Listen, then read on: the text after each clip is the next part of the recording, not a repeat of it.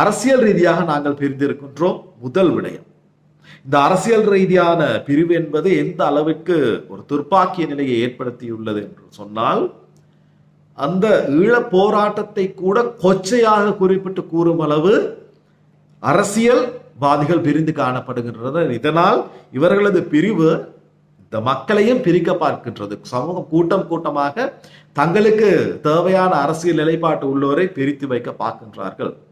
இரண்டாவது விடயம், இதே ஒரு நிலைப்பாடு புலம்பெயர் தேசத்திலும் புலம்பெயர் சமூகத்துக்குள்ளேயும் இருக்கின்றது. இங்கே போராளிகள், அதாவது கையை இழந்த காலை இழந்த உயிரை இழந்த குடும்பங்கள், போராளிகள் வீதியோரம் அவலப்படும் பொழுது அங்கே இதே நடந்தவற்றை சுட்டிக்காட்டி இன்னுமே தங்களுக்கு சுயலாபத்தை தேடும் ஒரு கூட்டமும் இருக்கின்றது. இவற்றிலிருந்து நாங்கள் மீண்டு வர வேண்டும். அடுத்த விடயம் போதை.